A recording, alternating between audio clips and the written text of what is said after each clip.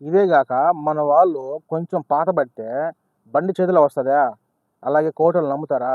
ఇంగ బండి ఏమో ఈయన సొంతంగా ఉన్నట్టు, అలాగే ఈ బండి కోవిడ్ అంతా నాకే తెలిసినట్టుగా ర్యాష్ డ్రైవింగ్ సర్రన పోవటం, సర్రన రావటం. అబ్బా! ఈళ్ళ కథలు అంతా ఇంత కాదు. వాళ్ళకన్నా ముందు ఈ కోవిటోళ్ళ కన్నా ముందు ఈళ్ళ బిల్డప్ ఎక్కువవుతది. ఇంట్లో పాత డ్రైవర్లు గానీ, అలాగే ఇంట్లో పాత కద్దాములు గానీ. ఇలాంటి వాళ్ళకి కూడా ఇలాంటి పనిష్మెంట్ ఉండాల. కోవిటోళ్ళని అలా పక్కన పెట్టలే. మనం ఇక్కడికొచ్చి ఏదో ఒక దేశానికి వచ్చి ఇక్కడ బతుకుతా ఉంటే, ఈళ్ళ డామినేషన్ ఎక్కువైపోతది. ఏమో ఈళ్ళే ఇక్కడే పుట్టి పెరిగినట్టు, సిగ్నల్ కాడ ఫోన్లు చూడటం, అలాగే మనం సైడ్ ఇస్తా ఉంటే సర్రని రావటం, ముందు పక్క సైడ్‌కి పోవటం. కనీసం మినిమమ్ కామన్ సెన్స్ భయం అనేది ఉండదా? నువ్వు 10 ఏళ్ళు ఇక్కడ ఉండొచ్చు. రూ. 10 సంపాదించుకోవచ్చు. క్యారెక్టర్ పోవడానికి ఒక్క అర సెకండ్ చాలు. మంచి ఇలాంటి వాళ్ళకి కోవిటోళ్ళు మంచి కోవిటోడు ఒకటి తగలాల. తగిలితే వాళ్ళకు మళ్ళా జీవితంలో మరుపు రాకూడదు. కొత్త డ్రైవర్లు ఉంటారు. ఒకవేళ కొత్తగా వచ్చి ఏరియా కొత్త వాళ్ళు ఉంటారు. ఏరియాకి కొత్తగా వచ్చి ఉంటారు. దావాలు తెలియకపోవచ్చు. ఈ సిగ్నల్ దగ్గర యూటర్న్ తీసుకునే కాడ అబ్బా అబ్బా!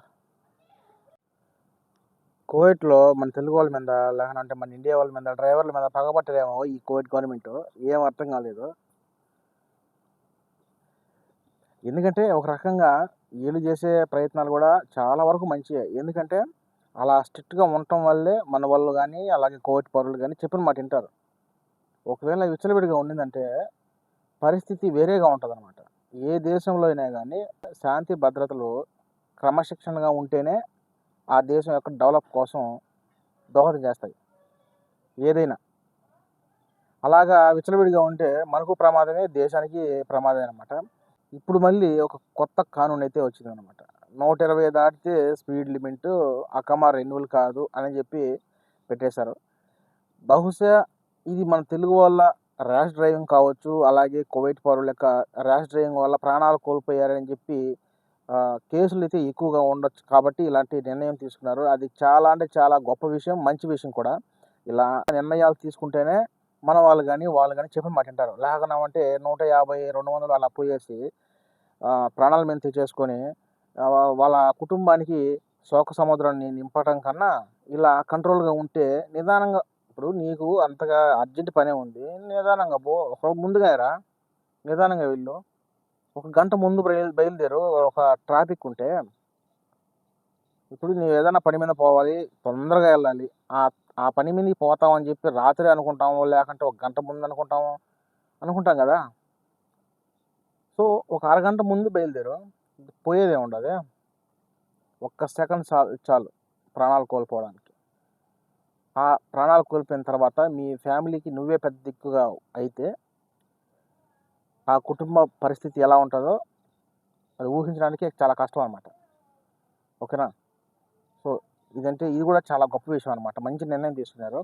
120 దాటితే అకమా రెన్యువల్ కాదు అనే న్యూస్ అయితే మీరు టిక్టాక్లో చూస్తూ ఉంటారు. అలాగే ఇన్స్టాగ్రామ్లో కానీ సోషల్ మీడియాలో చాలా ఈ మధ్య వైరల్ అవుతుంది.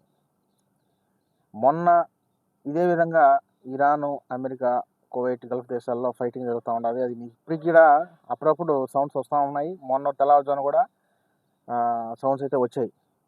సో అదొకటి. ఈ ఫ్లైట్లు లేకపోవడం వల్ల ఇంటికి పోయేవాళ్ళు డేట్లు అయితే కంప్లీట్ కాకపోవడం వల్ల చాలా అంటే చాలా ఇబ్బంది పడిపోతున్నారు.